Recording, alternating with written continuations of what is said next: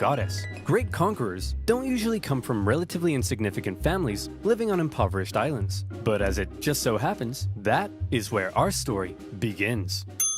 In the early 18th century, the island of Corsica was a part of the Republic of Genoa until one day Corsica said, "Hey, we're declaring independence, and it's probably not worth your time to try and stop us." So Genoa said, "You're right, it isn't worth our time. Hey France, you want to buy this island?" And France said, "Sure thing." And thus, Corsica became France, just in time for Napoleon to be born French. Many Corsicans didn't appreciate their new conquerors, however, and from an early age, Napoleon developed some fairly anti-French sentiments. Napoleon's dad, however, quickly embraced his new French overlords, which created some tension between dad and son. "Ooh, look at me. I'm dad. I wear powdered wigs and silver-buckled shoes, and I'm a traitor to the Corsican people. Go to your room, Napoleon. No, you go to your room, Dad." Okay. On the other hand, Napoleon adored his mother, who was definitely the disciplinarian of the family, and even though she would punish Napoleon severely, he kinda respected that. But Napoleon's parents wanted the best for their family, and since they were of very minor nobility, they were able to have Napoleon sent off to the shining lights and rat-infested sewage puddles of the big city. Napoleon went to military school in France. Okay, Napoleon, why don't you introduce yourself to your new classmates? "Well, I'm Napoleon, and I hate all of you. Your farts smell like cheese, you can't pronounce the letter R, all you do is go on strike, and you call eggs oofs like a bunch of big dumb idiot dingleberries." Okay. Thanks, Napoleon. I hope you like being bullied. And bullied he was. They picked on him for his Corsican accent, his family's lack of wealth, and it probably didn't help that he also had a bit of a chip on his shoulder. But he could hold his own, and on an average day, might be found dishing out ratatouille sandwiches for breakfast. He spent much of his time alone, and he loved reading about the great conquerors of history. He learned about Julius Caesar, and he wondered if one day he too might have a pizza franchise named after him.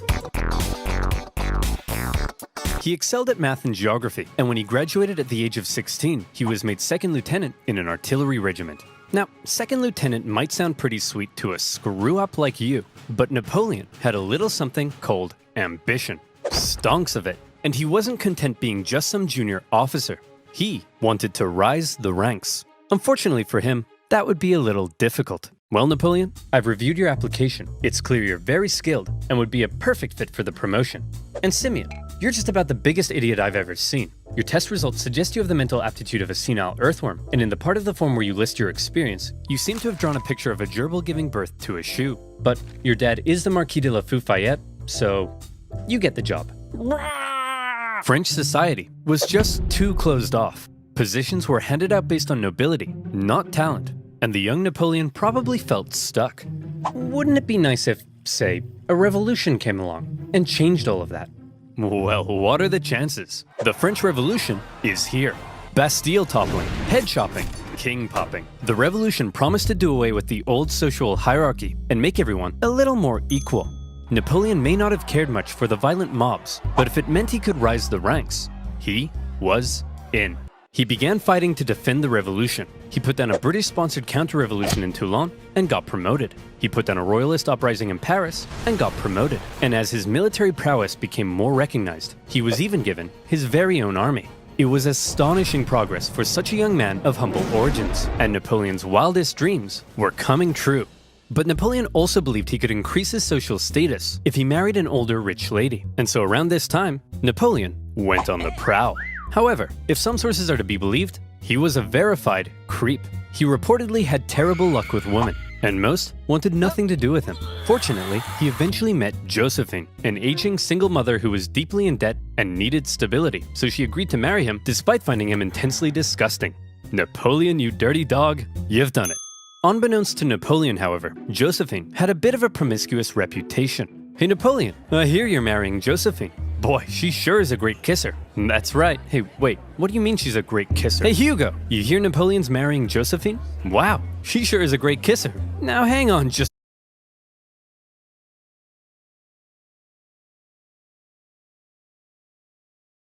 a minute. Hey everyone, Napoleon's marrying Josephine." "Oh yeah, she sure is a great kisser. She's real good at kissing." "Oh wow, I'm pretty sure I kissed her just yesterday." "Oh, for goodness sake, is there anyone here who hasn't kissed my wife?" "Yeah, you." The coming true. But Napoleon also believed he could increase his social status. He reportedly had terrible luck with women, and most wanted nothing to do with him. Fortunately, he eventually met Josephine, an aging single mother who was deeply in debt and needed stability, so she agreed to marry him despite finding him intensely disgusting. Napoleon, you dirty dog, you've done it. Unbeknownst to Napoleon, however, Josephine had a bit of a promiscuous reputation. Hey Napoleon, I hear you're marrying Josephine. Boy, she sure is a great kisser. That's right. Hey, wait, what do you mean she's a great kisser? Hey Hugo, you hear Napoleon's marrying Josephine? Wow, she sure is a great kisser. Now hang on just a minute. Hey everyone, Napoleon's marrying Josephine. Oh yeah, she sure is a great kisser. She's real good at kissing. Wow, I'm pretty sure I kissed her just yesterday. Oh, for goodness sake, is there anyone here who hasn't kissed my wife? Yeah, you. As Napoleon fell madly in love with his new wife, she fell madly in love with a man named Hippolyte. It wouldn't be long, however, before Napoleon would leave home and go to war, because while France was having its revolution, tensions in Europe were rising.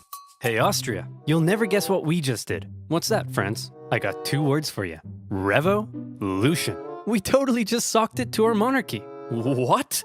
Dude, the rest of us are monarchies. You've just totally threatened the balance of power in Europe. Now we have to worry about our stinky peasants rising up against us. I mean, holy hell, your queen is... Okay, France, this is pretty awkward. And the rest of Europe is probably itching to give you a wedgie. But you're not ready for a war yet. So you gotta be cool, man. It's absolutely crucial that you say something to defuse the situation right now. Preposterous! I declare war. Sacre bleu! So France ended up at war with basically the rest of Europe, and the War of the First Coalition began. At first, France struggled, but then they started to do surprisingly well, and in many conquered territories, they began to establish sister republics, exporting their revolutionary ideas across Europe. In 1796, they planned a 3-pronged attack to take Vienna and knock Austria out of the war, with 2 magnificent armies in the north to kick ass, and Napoleon in the south as a bit of a diversion. For the first time, Napoleon would lead a military campaign. This was his chance to prove himself, to be somebody. And what a general he proved to be. The army he was given were demoralized, lacking equipment, and underpaid. But Napoleon galvanized them with inspirational speeches, and he took them into Italy. He was outnumbered, and his campaign was partially meant to be a sideshow, but he made it the main show. While the 2 northern armies were being held back, Napoleon made staggering progress. In a signature Napoleon move, he masterfully split his enemies into 2 and took them on separately, knocking Sardinia out of the war and putting the Austrians on the run. At the famous Battle of Lodi, he was in the fray, aiming the cannons himself, getting covered in mud, and earning the total respect of his men. They respected him so much that when he ordered an almost suicidal assault on the only bridge in town, his men threw themselves at it and took it despite fierce Austrian resistance. For Napoleon, it was all he needed to confirm that he was the greatest human who had ever existed. Wow, Napoleon, you're pretty great at this military stuff. Just be careful your head doesn't get too big. What did you just say to me, you little prick? And as Napoleon swept through northern Italy, the Italians cheered his arrival. Yes, I'm here to liberate you from your cruel Austrian oppressors. And replace them with French ones. Napoleon plundered as he went, sending riches back to France to help its economy, but also paying his men the first real money they'd seen in years. The Pope had been supporting the Austrians, so Napoleon briefly went to go give him a slap, and as he began to approach Vienna, the exhausted Austrians were forced to make peace, with Napoleon overseeing negotiations himself. He had just single-handedly knocked Austria out of the war. And by the way, he was only 28, so maybe it's about time you moved out of your dad's attic. In the Italian territories he had conquered, Napoleon established new French sister republics, even writing constitutions and organizing governments himself, not something a general generally does. When he got back to France, he was hailed as a hero, and the extremely unpopular government were concerned he might get some power-hungry ideas, so they agreed he should go far away from France to Egypt, where he could maybe undermine British access to India. Napoleon was eager to win more glory, so he brought with him a team of scholars, and he was like, whoa, it's a freaky man-cat. Whoa, it's a big stick. Whoa, it's an ugly horse. Whoa, it's a stumpy little manlet. Hey, I'm actually average height for the time. But then British Admiral Nelson came down and wrecked his fleet, and an Anglo-Ottoman force defeated him at Acre, so Napoleon abandoned his men and went back to France. His campaign in Egypt hadn't gone quite as planned, but one thing you should know about Napoleon was that he was a skilled propagandist. He published his own newspapers that sometimes exaggerated his achievements, and even commissioned paintings that generally made him look cool. So when he returned to Paris, he was yet again hailed as a hero, and he began to get some power-hungry ideas. First, however, he had a bit of a problem to deal with. See, he had learned something shocking about his dear wife. Really, Josephine? This guy? I'm just as tall as him. I'm sorry, I swear. Now that you're becoming famous, I'll never do it again. Make sure you don't. I've never stooped so low as to cheat on you. Now if you'll excuse me, I'll be in this room consulting my generals for the next 30 minutes. And by consulting, I mean boinking. By my generals, I mean this woman. And by 30 minutes, I mean 2 seconds. Having dealt with his wife, Napoleon was then approached by a very influential politician who said he had an idea. He wanted to stage a coup against the deeply unpopular government and needed the extremely popular Napoleon's help. And Napoleon thought that was just the darn tootinest idea. The plan was to trap the government and convince them to voluntarily give up their power. And here's how they did it. Hey guys, oh my gosh, quick! There's a dangerous Jacobin plot to overthrow you, which we definitely aren't just making up. Better get inside this cage so we can protect you. Okay. Gentlemen, we got him. In this case, the cage was an isolated palace outside of Paris, with no one around but Napoleon and his army. With the government inside, Napoleon then entered, and a pretty chaotic event ensued, during which the government didn't seem entirely sure what was going on, Napoleon's men didn't seem entirely sure what was going on, and Napoleon himself didn't seem entirely sure what was going on. But thankfully, Napoleon's brother Lucien, president of the lower house, managed to regain control, and the remaining councilmen were intimidated into creating a new constitution. And thus, a new government was formed, this time with 3 consuls in charge. But after Napoleon did some rewriting, in the end, there was really only one man in charge, the first consul, him. And over the next few years, he worked to consolidate even more power, and essentially became a dictator in total control of France. And by the way, he was only 30, so maybe it's about time you washed your disgusting bedsheets. France was now ruled by possibly the greatest military leader of the time. Possibly the greatest? Or definitely? Well, now is his chance to prove it. See, back when Napoleon was still in Egypt, being Indiana Jones. Back home, France was in France, being France. They had conquered even more territory, and they were like, hey Piedmont, you get revolutionary ideals. Hey Switzerland, you get revolutionary ideals. And Rome, you get revolutionary ideals. Everybody gets revolutionary oh hey guys, nice sledgehammers. And Naples, very cool nail gun. You guys here to get some revolutionary ideas? As France was still spreading the revolution, and with Napoleon busy in Egypt, the European powers felt the time was right for round 2, and the war of the Second Coalition began. And this time, their big bad boy buddy Russia was here to bang some French boys back to Bordeaux. And bang them, they did. France got blasted. But then Russia pulled out after stalling in Switzerland, and now that Napoleon was in charge of the country, he was ready to start blasting right back. He took command of the Army of the Reserve, and he brought the fight to the Austrians. Now, there are many traits that made Napoleon a great military leader. I already mentioned one of them, how he was one of the boys and commanded the total loyalty of his men. But now we see a second reason, the element of surprise. In 1800, Napoleon moved to Geneva, and it looked like he was probably going to take on the Austrian forces in Germany. There's no way he'd be crazy enough to move his entire army south through the Alps as a surprise attack on the Austrians besieging Genoa. Oh, Napoleon's moving his entire army south through the Alps as a surprise attack on the Austrians besieging Genoa. Napoleon's crossing of the Alps is legendary, and you may have seen one of the most famous paintings of the general, popping a sick wheelie on his majestic stallion surrounded by dangerous mountain terrain. Of course, in real life, he made the crossing on a depressed mule. But that's not as cool. When he emerged in Italy, the Austrians expected him to come break their siege, but Napoleon went for their supply line near Milan, forcing the Austrians to meet Napoleon head-on at the famous Battle of Marengo. The Austrians initially clobbered the outnumbered French, and they were like, hooray! We won. But then a few hours later, Napoleon showed up again with an even bigger army, and he clobbered them right back. Holy cow, this tiny little fun-sized French guy is running rings around us. Hey! I'm average height for the time, you jerk! Then, after General Moreau's victory at Hohenlinden, Vienna was exposed, and the Austrians again sued for peace. Just like the war of the First Coalition, the Second Coalition ended in another French victory. But in many ways, they both felt more like Napoleon victories. Only the UK remained at war with Napoleon, and they were using their powerful navy to blockade French ports and were even seizing the cargoes of neutral ships. Obviously, everyone else got pretty pissed off that the British were interfering with their trade, so in response, they formed a league, and they embargoed the UK right back. Neutral countries protecting their own interests? That's offensive. So Britain went to Copenhagen and blew a bunch of stuff up, and the league disbanded. But because the UK's economy was pretty bust, they decided to sign a treaty with France in 1802. For the first time in a long time, Europe was at peace. Congratulations, sire. You've achieved peace. Yes, Pierre, but not for long. I still don't trust those dirty Brits. Did you hear they've been calling me the Bony Man? What does that even mean? Keep an eye on them, would you? I can't, sire. Why not? Because they use NordVPN. How would you like to spend 12 hours a day on your favorite website ever without the fear of your data being stolen? Then you need NordVPN. NordVPN has thousands of secure servers in 59 countries, allowing you to safely surf the net and take advantage of available in your country, like some oversimplified videos, for example. It's incredibly easy to use. With just a click of a button, you can head up to Canada and watch some sweet Canadian TV, just like that. Go to nordvpn.com/oversimplified to get a 2-year plan plus 1 additional month with a huge discount.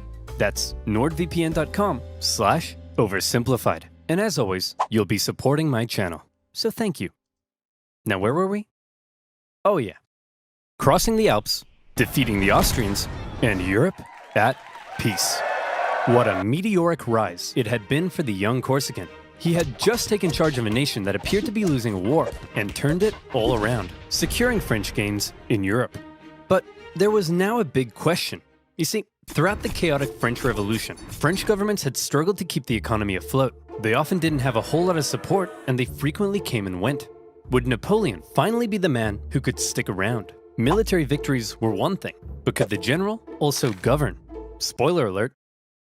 Yes. The economy's crumbling? Well then why don't you have yourself a new national bank, currency reform, and improved taxation and welfare systems? The legal system is an incoherent mess? Well then why don't we nicely wrap all those civil laws up into one new centralized legal code? Corrupt government officials? Throw them in the trash. Bad infrastructure? Throw it in the trash. Women's rights? Throw them in the trash. Wait, really? Well, yeah, unfortunately, while Napoleon was building on the equality of the revolution, he also largely scaled back rights for certain groups, and husbands had full legal control over their wives. But come on, ladies, maybe let men have a slice of the pie for once, okay? Napoleon further reformed education, ensuring a system based on individual ability, meaning now Simeon had to compete with everyone else, and Napoleon could get the cream of the crop to help him run the republic. But he wasn't just building on the ideas of the revolution. The revolution had led to a lot of chaos, and Napoleon needed stability. So he rolled back a couple things, most notably with religion. The revolution had pretty much kicked the Catholic Church to the curb, but Napoleon understood that since many French citizens still considered themselves Catholic, that could be a problem. So he came to an agreement with the Pope and brought back the Church, only this time with some pretty hefty power limitations. He also ensured freedom for other religions, and is often noted for his positive treatment of Jewish people at a time of widespread anti-Semitism. But while all of this may make Napoleon sound like a pretty stand-up dude, it's good to note that he believed in religious freedom because he thought it was a powerful tool to keep the poor from eating the rich. Or something like that. Overall, Napoleon's aim was to end the chaos of the revolution and finally create a stable and prospering French republic. And in that aim, he seemed to be largely successful and generally popular with the people of France. He officially declared that the revolution is over, adding, "I am the revolution." Napoleon's head could be seen for miles. Of course, not everyone was happy with Napoleon's reforms. Conservatives felt he was too radical. Radicals felt he was too conservative. But since Napoleon was a dictator, opposition could usually be stamped out with some good old-fashioned iron fisting. In 1804, Napoleon took one last major step. After some failed attempts were made to assassinate him, he wanted to strengthen his position and ensure his dynasty could live on after him. And so he decided being first consul for life simply wasn't quite enough. He decided he should become emperor. He held a vote, asking the French people if they were cool with the idea, and they returned a definitely not rigged 99.9% in favor. The ball's on this man. And so on the 2nd of December, 1804, in an elaborate ceremony at Notre Dame, Napoleon was made emperor.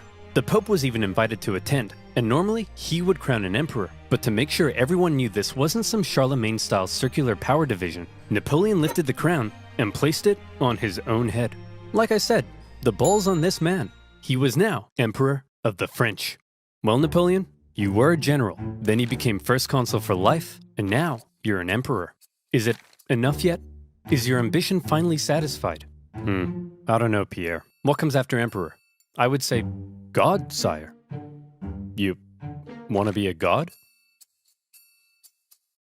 Yes. I'll put it down under maybe. Okay, everyone.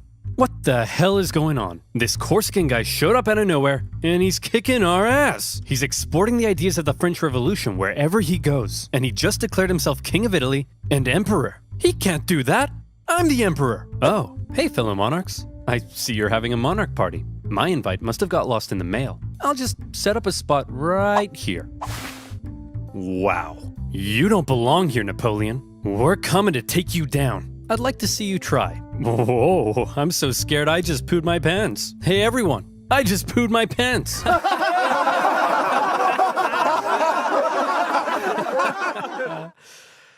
No, but I did just poo my pants. Before Napoleon had even declared himself emperor, the British had already redeclared war on France because both sides had been violating their previous treaty. Napoleon immediately occupied Hanover and then began making plans for a great British invasion, partially paid for by selling a huge chunk of land to the United States. Napoleon gathered his army along the English Channel, but here was the problem. While Napoleon's powerful army would almost certainly obliterate the British on land, there was very little chance he'd actually make it across the Channel, because Britannia ruled the waves. This power dynamic would keep the two traditional enemies from engaging in much real direct combat throughout the Napoleonic Wars. However, the British had something else up their sleeve: copious amounts of money. They were willing to throw cash at anyone who would go to war against Napoleon, and there were plenty of takers. Austria, Russia, Naples, and Sweden, hoping to put Napoleon's France back in its place, formed the Third Coalition against France. The coalition forces probably thought that this time they stood a chance. They weren't prepared for the total humiliation they were about to suffer. The War of the Third Coalition was Napoleon at his best. We've already learned two ways in which Napoleon was a great military commander, but here comes one of the biggest reasons: speed. He had reorganized his army into corps, which were themselves basically small armies. Each had their own infantry, cavalry, and artillery, and as a result, was able to act more independently. They spread out through the countryside, and by living off the land rather than relying on heavy supply trains, they were able to move extremely quickly. Napoleon would traverse massive distances, outmaneuver his enemies, isolate them, and then move in for the kill before they even knew what was going on. Lightning warfare leading to total destruction. Would you like to see him do it? Here we go. Part of the coalition's plan was for the Russians to meet up with the Austrians and take on Napoleon together. Combined, they could turn the tide against him, so Napoleon needed to stop them from ever meeting. But he's all the way over in Boulogne. No problem. In a matter of weeks, Napoleon marched 200,000 men in secret, encircling Austrian General Mack and capturing his entire army. A devastating blow. Napoleon later remarked, "I have destroyed the Austrian army by simply marching."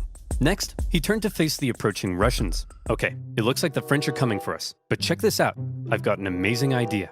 When they approach, we run away. Sir?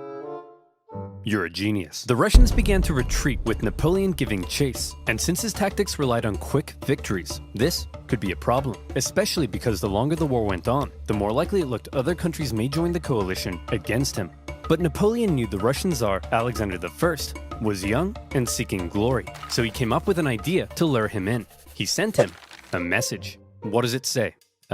It says, "Hello, I'm just a little baby boy, and I'm very scared." Are you talking like that, or is he? He is, sir. Why is he doing that? I don't know, but it's very cute, helpless, and vulnerable. A little baby boy, eh? Very scared, eh? Cute, eh? Boris, get my crossbow. We're going hunting. The Allied forces turned to face Napoleon, who they now believed was in a vulnerable position. He was set up at Austerlitz, and to make it look like he was retreating, he had even evacuated the high ground.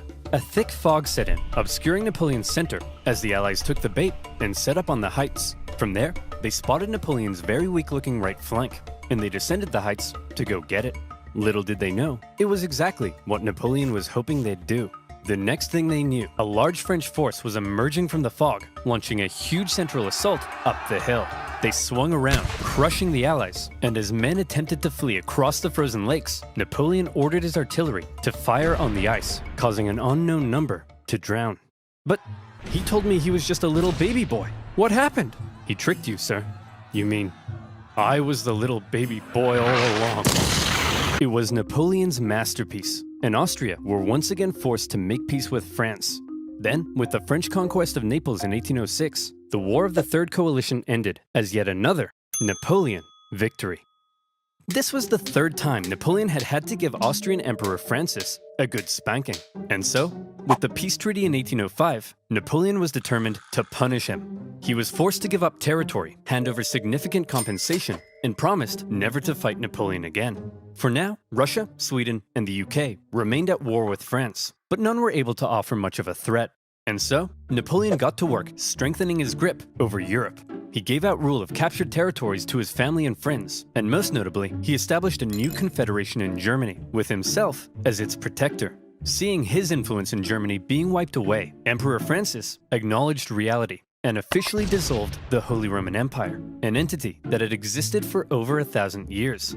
But it wasn't all good news for Napoleon. For one thing, Spain had earlier allied with France in 1804 because the British just couldn't help themselves from blowing up Spanish ships, and Napoleon hoped a combined French-Spanish fleet would eventually be able to invade England. Unfortunately, he received word that British Admiral Nelson had engaged his fleet at Trafalgar. Normally, naval battles looked like this, but in this case, Nelson did this. Was it because he was an idiot? No. It's because he was a genius. He successfully punched through the Franco-Spanish line and unleashed hell. His victory ensured British control of the sea, and his death during the battle made him a legend. Napoleon's hopes for a future British invasion were gone. But not just that. Napoleon was also hoping to secure peace on the continent, but that wasn't looking likely because the Prussian king was under pressure from his wife. Frederick, he's established a confederation in our turf, and he told us he'd give us Hanover, but then offered it to the British. You have to declare war on him. What is it with you and war? What is it with you and being a cupcake? Go to war! Okay. In October 1806, Prussia, with its famed military tradition, joined the coalition and declared war, beginning the War of the Fourth Coalition. Unfortunately, Prussian King Frederick William III wasn't the smartest tool in the shed. Look at him over there, being all French. Makes me sick. Boys, we'll get him this time. But here's the thing. This time, we have to stick together. Do not under any circumstances face Napoleon by yourself. You all saw what happened to Austria. Hey, where'd Fred go? Hey, you jerk. Think you're some kind of big shot? Huh? Wanna tango with Fred? You don't got the cojones. We're screwed. Without consulting its allies, Prussia had gone ahead and sent Napoleon an ultimatum, demanding he move all his forces out of Germany. Now, some of you watching this video probably can't even wipe your own bum yet, but even you know, you don't just send Napoleon an ultimatum. Obviously, Napoleon went in for the kill. Prussia's army was quite outdated, so when they met Napoleon at the twin battles of Jena and Auerstedt, it wasn't even close. Even Marshal Davout's heavily outnumbered corps at Auerstedt sent the Prussians running, and Napoleon carried out a ruthless pursuit of his fleeing enemy, taking Berlin and within a single month decimating the Prussian forces. Frederick William and the remnants of his army moved to the east. At this point, Napoleon's forces were pretty tired. Winter had come, and conditions were miserable. He anticipated both sides would settle into winter quarters, but Russia decided to try their hand at an unexpected winter attack. A series of brutal battles followed that took a heavy toll on both sides, including the vicious Battle of Eylau, fought in blizzard conditions. Men froze to death, and many deserted. The Russian artillery tore the French to shreds, and Napoleon himself was momentarily under risk of being captured. In the end, the French army was saved thanks to a legendary cavalry charge by Napoleon's flamboyant cavalry commander, Murat. After the horror inflicted on both sides, they decided it might be a good idea not to do any more fighting until after winter. Then, after winter came, and the fighting continued.